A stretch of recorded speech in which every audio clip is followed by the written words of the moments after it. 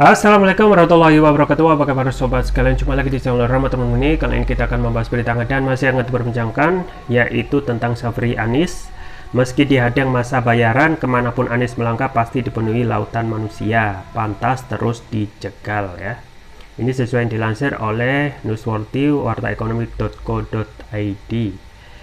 Dan kita ketahui ya, ini sudah menjadi rahasia umum, di setiap safari politik Anies selalu dihadiri ya, disambut dengan antusiasme ya, relawan dan juga simpatisan. Dan ini adalah yang kata Rocky Gerung ya, ada perbedaan antara partisipasi dan mobilisasi ya. Kalau istana dengan adanya the power of financial itu mendatangkan massa itu dengan mobilisasi, tentu dengan deploy money ya. Nah, kalau kita melihat perbandingan Syafri Anies yang dijubeli oleh simpatisan, dan bisa kita nilai sendiri ya, ini adalah partisipasi yang lebih genuine tanpa menggerakkan ataupun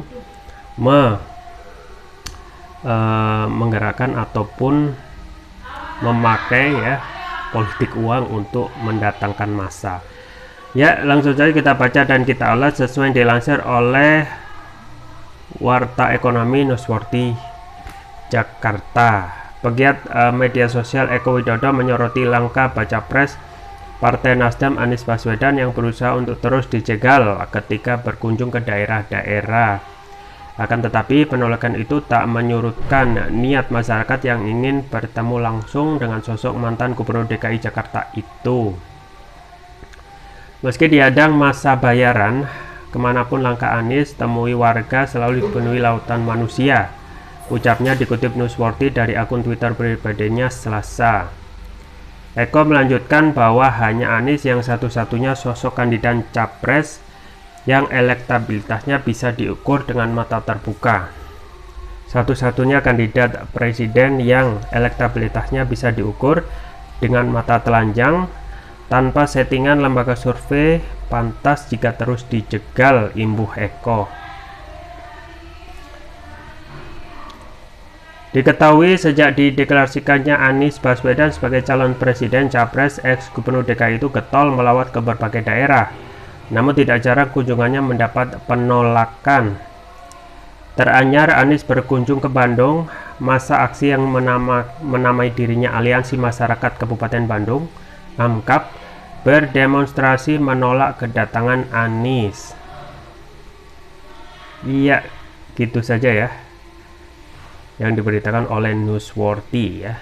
Jadi memang kalau kita melihat fakta di lapangan, ketika ada safari politik Anies yang terjadi, itu didatangi ya, kemudian dijubeli dengan ribuan ya simpatisan dan juga relawan Anies ya. Ada beberapa safari politik Anies itu kadang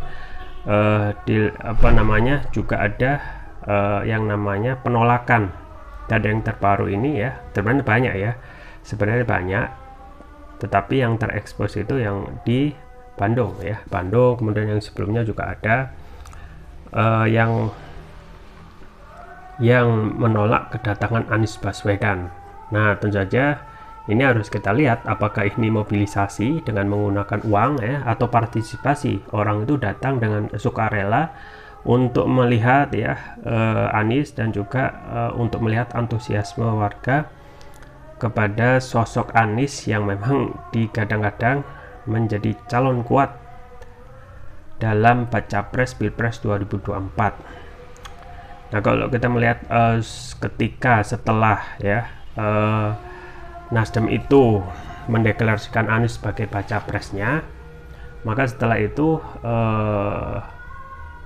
dilakukan safari ya dari timur ya ke barat, tidak hanya dari Aceh ya, paling ujung timur, tapi Anies juga sudah safari sampai ke ujung barat, yaitu Papua. Nah, kalau kita melihat sambutannya begitu luar biasa, bahkan sempat ada di Sulawesi ya, Makassar, Ada hal yang menarik ketika ada branding mobil, sekitar ratusan mobil itu di branding ya dengan tulisan Anies Baswedan.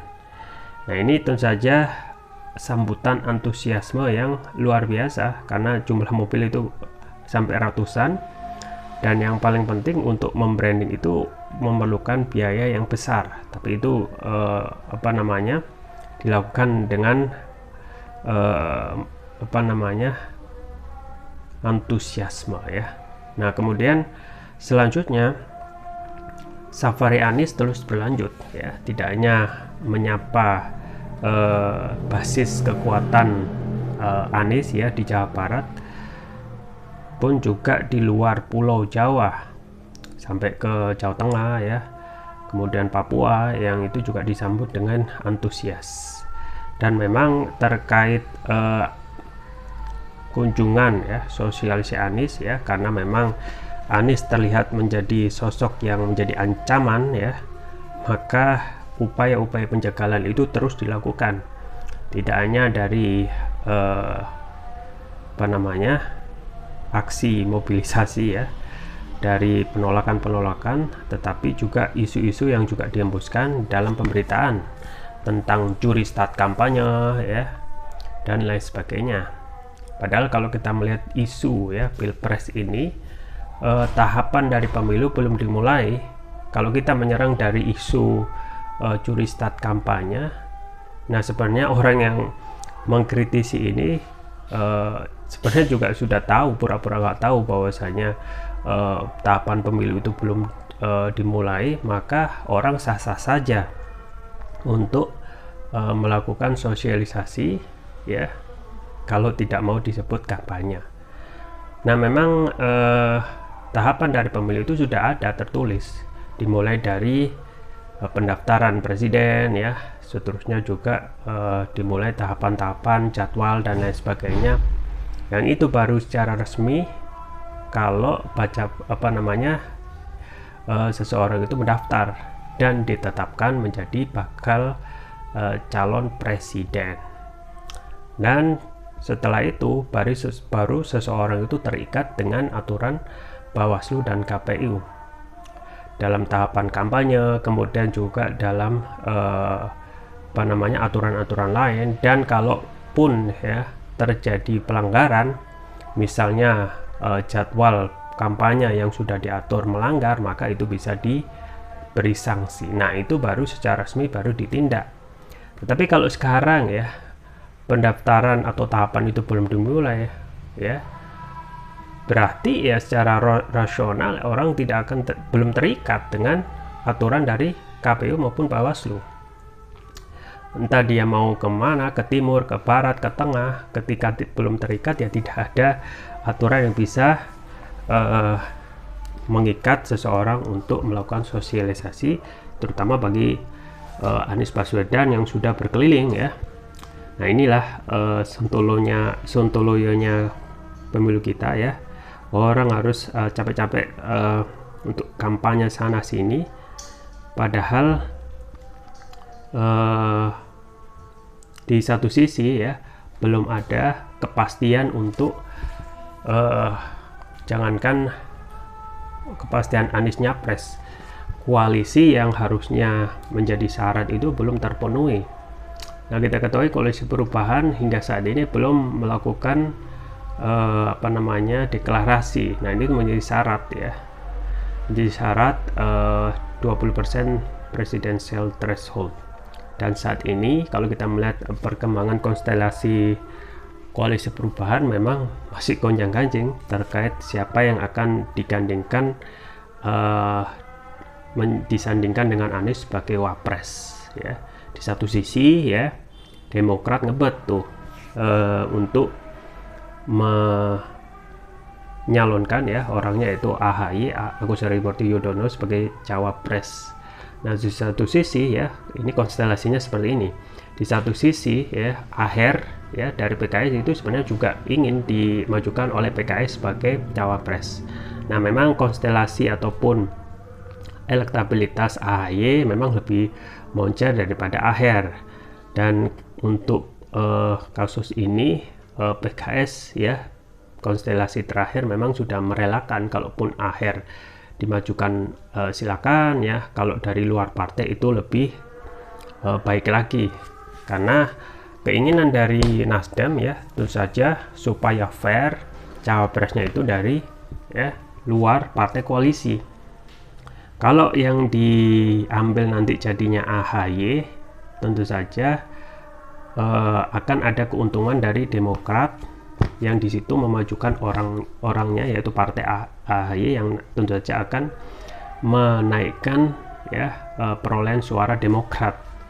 Nah, sedangkan Nasdem dapat apa? Karena kotel efek yang didapat dengan pencalonan Anies itu tidak lebih hebat yang akan diterima oleh PKS. Kotel efek kalau benar-benar itu dijalankan, yang lebih banyak menerima itu PKS ya, daripada Nasdem yang kalau kita melihat perolehan suara nanti ya setelah mendeklarasikan Anies itu tidak akan lebih banyak kalau itu Demokrat dengan AHY itu dimajukan. Nah, setelah itu tinggal siapa yang akan kalau bukan AHY tentu saja dari luar ada opsi-opsi, yaitu misalnya Kofifa yang mempunyai masa basis NU dan Jawa Timur, dan kita ketahui kalau sudah memenangkan pemilihan di Jawa Timur otomatis dipastikan bisa memenangkan Pilpres. Dan ini memang konstelasi yang begitu panas, masih tarik menarik, apakah akan terus menerus memperbanjakkan cawapres ataupun ada ganti dari isu tentang capres, misalnya komposisi kabinet yang juga menjadi incaran dari partai koalisi. Nah, kalau kita melihat konstelasi safari politik Anies saat ini memang sangat luar biasa ya, diterima di banyak tempat dan penolakannya juga ada. Tetapi kalau kita melihat pemberitaan mobilisasi itu ya, yang berbayar, mendatangkan massa dan berbayar, itu juga sudah terang-terangan disampaikan ya. Misalnya pemberitaan penolakan Anies Baswedan di Bandung ya, di Jalan Harupat itu ternyata masanya dibayar 100.000 ya. Nah, ini memang kembali lagi sudah terlihat antara isu tentang partisipasi dan mobilisasi untuk melakukan penghadangan terhadap Anies. Nah, memang penghadangan itu akan terus-menerus ada ya, dan sambutan untuk penerimaan Anies di setiap daerah itu juga akan terus-menerus antusias. Kenapa ya? Itu adalah kompensasi ya, ketika masyarakat melihat ketidakpuasan ya terhadap kinerja pemerintahan Presiden Jokowi Ma'ruf. Semakin apa yang dikeluarkan ataupun kebijakan yang disampaikan pemerintahan Presiden Jokowi Ma'ruf ini tidak populis ya, maka katarsisnya adalah dukungan yang luar biasa kepada Anies. Nah, kalau kita melihat dukungan yang luar biasa ya, bukan hanya satu tempat dua tempat, tapi hampir mayoritas itu bahkan sudah dijejali ribuan massa. Nah, ini menjadi satu ancaman tentu saja bagi istana yang terlihat satu sisi terus-menerus mengandalkan survei ya untuk meyakinkan publik bahwasanya pemerintahan saat ini itu memang benar-benar puas. Yang terakhir ya, kepuasan publik terhadap pemerintahan Presiden Jokowi 70 ya, 70-an lah ya, bisa dicek yang terbaru. Tapi harus kita pahami bahwasanya apakah survei tersebut itu benar-benar real.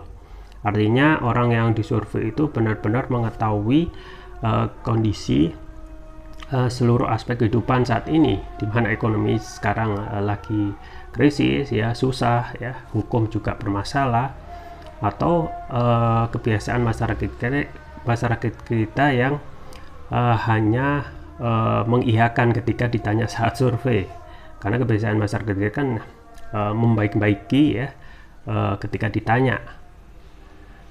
Belum pasti apakah yang disurvei itu benar-benar sering melihat media sosial ataupun kondisi seluruh aspek pemerintahan Presiden Jokowi Ma'ruf. Jadi satu hal ya, antusiasme warga untuk menyambut Anies pada saat safari politik itu terus menerus berjibun dipenuhi lautan manusia, dan ini tentu saja alarm bagi istana yang terus menghidupkan isu-isu yang anomali, yaitu perpanjangan masa jabatan hingga 3 periode yang tidak pernah diperbincangkan pada pemerintahan presiden sebelumnya. Presiden SBY belum pernah ya, bahkan sampai negara itu turun tangan ataupun terjun lebih dalam sampai mengendorse ya pemimpin selanjutnya, rambut putih ya, kemudian wajah berkerut dan lain sebagainya. Ya, gitu, kita tunggu saja kedepannya safari politik Anies yang sangat antusias dihadiri oleh massa. Itu saja yang bisa saya sampaikan, semoga bermanfaat. Jangan lupa like, share, dan subscribe. Sampai jumpa lagi. Wassalamualaikum warahmatullahi wabarakatuh.